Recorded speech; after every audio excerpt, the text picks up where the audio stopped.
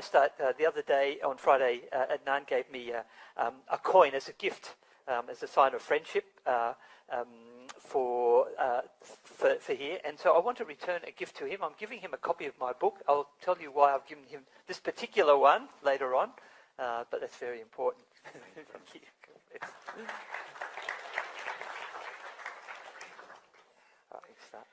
So our topic today is, who is Muhammad? I'll start with a comment on the sources that I'm going to use for my talk. The first one that we'll use is the Quran. According to Muslims, the Quran is the earliest Muslim document, but it's actually a poor source for information about Muhammad. It lacks details, places, names, dates, contexts, anything about Muhammad's period. Muhammad, in fact, is named only 4 times in the whole of the Quran. The second, so we need to look elsewhere for details about Muhammad. The second source I'm going to use is the first full biography or seerah of Muhammad, which is written by a guy called Ibn Ishaq, who died 135 years after Muhammad. And it was edited by Ibn Hisham, who died 200 years after Muhammad. We don't have the copies of the original Ishaq's book, only Ibn Hisham's censored redaction of it. I'll be referring to the hadith compiled by al-Bukhari and Muslim, and these were written 220, 240 years after Muhammad died. And my fourth source is the Tabari's Tarikh, or history, and he died nearly 300 years after Muhammad. These are quite late sources from a historical perspective. They're the best ones that we have, but this isn't relating to the sources. I'm assuming that these documents are an accurate history of the life of Muhammad. I've written 3 books which strongly feature Muhammad. The first one, called Understanding Jesus and Muhammad, seeks to maintain a balance between the 2 personalities, between Jesus and Muhammad. The second one, is the one I gave Adnan, is called Engaging Islamic Traditions, is very affirming of Muhammad. It has a chapter called Positive Aspects of Muhammad's Life, 25 pages long. Another one called The Positive Treatment and Depiction of Women, 12 pages long. It presents a very optimistic view about Muhammad. The third one, called Challenging Islamic Traditions, is more critical of Muhammad. And Adnan, I'm sure, will give a more positive perspective on Muhammad's life than I'm going to give. But today I'll be drawing from the first and the third books. My intention is not to insult anyone or to upset anyone, but only to inform you about what the earliest documents have told us. And if I fail, I apologize in advance. Let's go through with some history. Muhammad, according to Muslims, was born in Mecca in about 570 AD. His father, Abdullah, died before he was born. His mother's name was Amina, and she died when he was 6 years old. So he was an orphan from childhood. He was brought up by his uncle Abu Talib. As a child, he worked as a shepherd, and later became a trader, leading camel caravans from Mecca up to Damascus. He had a good reputation, and he was called El-Amin, the faithful one, or the reliable or honest one. At age 25, he was proposed to by Khadija. Now, she was 40 years old, and the age gap was enough in Arab culture at that time for her to be his mother. She had been married twice before. She was wealthy and powerful. In fact, she owned the international trading company that Muhammad worked for. So Muhammad married the boss. He didn't have to work anymore, so he went on a spiritual quest. The Arabs at that time were idol worshippers, and they worshipped at the black shrine called the Kaaba, which is in the center of Mecca. It's still there today. At that time, it housed 360 idols in and around. It was a bit like the Greek pantheon. The Arabs were a polytheistic people. But Muhammad wasn't happy with this, and he took to fasting in Ramadan and meditating in a cave outside Mecca on Mount Hira. Here's a picture of it. It was a pagan custom called Tahannuth. And one night, when he was about 40 years old, he was asleep in the cave, and a being appeared in his dream and showed him a piece of fabric with some writing written on it. And this being ordered Muhammad to do something he couldn't do, to read. Muhammad was illiterate. And the being kept ordering him to read, and grabbed him and squeezed him so tightly that Muhammad thought he was going to die, to suffocate from this. The being then recited the verse that was written on the fabric, and Muhammad repeated it after him, and you can see it up there. The first passage of the Quran was revealed to Muhammad. And then Muhammad woke up from this, what was a pretty scary nightmare. He thought that he had encountered a demon, and he ran screaming to his wife saying, cover me, cover me. And she did. Khadija wrapped him up in a blanket, left him shivering there, and she went to visit her cousin, a man named Waraka bin Nawfal, who was a Christian, and told him about what Muhammad had told her. And Waraka said, that being was an angel, it wasn't a demon. And then Waraka died a few days later. No more revelations came for another 3 years, and Muhammad became very depressed. And Khadija said to him, I think your Lord must have come to hate you. Muhammad tried to commit suicide by throwing himself off a high mountain, but the being then reappeared in front of him and identified himself as the angel Gabriel.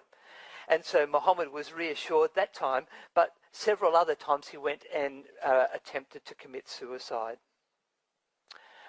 Initially, Muhammad only told family and friends about his dream, and eventually he was threatened with violence by Allah if he didn't start to preach publicly. And so he went out into the streets of Mecca and started preaching, telling people publicly what he had seen and heard. Well, it didn't go too well. For 12 years, from 610 to 622, Muhammad presented the message of Islam as a peaceful preacher. He told the Meccans to turn away from their false idols and to worship only Allah, the Arab high god. So the Arabs already knew about Allah. The result was only about 200 followers out of a city of estimated population of 30,000. So only about 1% of the population chose to follow him. And there was a lot of persecution, both for Muhammad himself, but also for his followers. Some were killed. In 621, he received, so by this time he's 51 years old, he's received an invitation from some people in Yathrib, a city to the north, which was later renamed Medina. And the following year he left Mecca in a migration called the Hijra, and the Muslims left with him and they settled in this new city. Whereas Muhammad had been peaceful in Mecca, he now received a new revelation from Allah that he could use violence to wreak vengeance on the Meccans, to gain wealth and also to spread Islam. Once he had settled in Medina, he had political power and he had military capabilities. And so he used them both. He sent his troops out on, he went out on 28 military campaigns himself called a Ghazwa, and then ordered his troops to take part in another 50 others called a Sariya. So on average, there was an Islamic attack somewhere on the Arabian Peninsula every 6 weeks or so in the last 10 years of Muhammad's life. He engaged in this until his death in 632 AD, when he died at age 62 or 63. He's buried in Medina and his grave is still there today. So readers of the Quran are told, you have a good example in God's messenger. And he presented himself as the best one to follow. He said, by Allah, I fear Allah more than you do. I'm more obedient to him than you. He said, he who does not follow my tradition in religion is not from me, not one of my followers. He said, what is wrong with such people as refrain from doing a thing I do? By Allah, I know Allah better than they, and I am more afraid of him than they. So he puts himself out there as the best model for someone following Allah. He also presented himself as preeminent in the world, the universal prophet. He said, every nation used to be sent to his nation only, but I have been sent to all mankind. He claimed absolute geographical sovereignty. He said, the earth belongs to Allah and to his apostle. He thought this gave him universal responsibility. He said, Allah has trusted all the people of the earth to me. So clearly Muhammad thought of himself and is described as the best example of humanity and as the final prophet for the whole world. It won't come as a surprise to you that I don't believe either of those claims. I've been studying Islam for over 40 years, and I would have become a Muslim many years ago if I believed this. I've lived in Muslim countries. I've seen and faced Islam. And based on what I'm going to say now, you'll understand why I haven't made that decision. We're going to look at 10 aspects of Muhammad's life, and these raise serious questions about him, and they're listed there. His moral character, his military history, his treatment of enemies, his involvement with slavery, his treatment of women and children and the handicapped, what he said on his deathbed, his final destiny, and his inability to save anyone. Some Muslims claim that Muhammad was a perfect human being, but he was actually quite open about his own faults. He said, I seek forgiveness from Allah 100 times a day. Al-Bukhari, he says 70 times a day. And he wasn't just being humble, because the Quran in the Quran, Allah tells him 5 times, seek forgiveness for your sin. So, istaghfar li dhanbika. It's your personal sin. And Muhammad responded by praying, "O Allah, forgive me my sins, what that I did in the past or will do in the future, the things I did in secret or in public." So he has all the bases covered there. It's clear from these passages that Muhammad never was and never claimed to be sinless. He needed God's forgiveness just like you and I do. An imperfect person cannot be a perfect model for all humanity. And all of this information, by the way, we've got to stand up the back with the brochures on it. It's written up in my books, or you can get it from my website. Everything is referenced from the earliest Islamic sources. Muhammad lived in violent times. As his troops attacked village after village, as I mentioned before, they pillaged the wealth, taking gold and silver and camels and sheep as booty. And here's a list of the military campaigns that Muhammad was, actually can't see it very well, that Muhammad was involved in, but there's sources for those. His followers killed and enslaved and mistreated many of those they captured. As an example, in the town of Khaybar, a Jewish man named Kanana bin Rabi'a was the keeper of the town's treasure. And Muhammad gave orders about him, saying, torture him until you root out and extract what he has, that is, where the treasure is hidden. And so Zubair kindled a fire on Kanana's chest, twirling it with his fire stick until Kanana was near death. And then the messenger gave him to Maslama, who beheaded him. That night, Muhammad had sexual relations with Kanana's widow, Safiya, and he said, I have been made victorious through terror. So there's details there about Muhammad's sayings about jihad as well. When people tried to oppose Muhammad because of his violent actions and his claim to be a prophet, he often treated them badly. An example, Asma, the daughter of Marwan, was the mother of 5 small children. She had composed a poem against Muhammad, and he stood up in the mosque and said, who will rid me of Marwan's daughter? And Umayr bin Uday al-Khatami went to her house that night when she was asleep, and he removed the infant from her breast and stabbed her to death. And then he reported this to Muhammad, who said, you have helped Allah and his apostle. Asma was just one of many, and the list is there on the right-hand side, of people that Muhammad ordered to be killed for opposing him. There were many who were taken out by his death squads. All of this again recorded in Islamic sources. In Medina, for example, every Jew that was there when Muhammad arrived was either expelled, enslaved, or executed within 5 years of Muhammad arriving in the city. Slavery was widely practiced amongst the Arabs. The Quran taught that freeing slaves was a virtuous act, and Muhammad did free his slave Zayd bin Haritha and actually adopted him as a son because Muhammad's sons had died as babies. He had no heir. And this was before Muhammad became a prophet. After he became a prophet at age 40, he continued to acquire slaves, up to 40 of them, and we have the names of them listed there. His men captured many more, and thousands were enslaved because of Muhammad. We see there he also sold slaves for other people, and he ordered some of his female slaves to be flogged. Child marriage was apparently acceptable in Muhammad's time, and he practiced it. In Medina, he took Aisha, the daughter of his best friend, and it said the Prophet married her when she was 6 years old, and he consummated this marriage when she was 9 years old. And again, we've got the earliest sources and the most reliable sources giving the attesting to those dates. And the question is a 54-year-old man having sexual relations with a 9-year-old girl a perfect model for humanity? Muhammad also married 10 other women, although some Muslim scholars give a higher figure, and he was involved in violence against them. One night, Aisha, who by this time was a teenager, he died when she was 18, went outside the house without his permission. And she reported that when she came back, he struck me on the chest, which caused me pain. He ordered that other women be killed. A man accused his wife of adultery to Muhammad, and Muhammad said to one of his followers, "Go to the wife of this man, and if she confesses, stone her to death."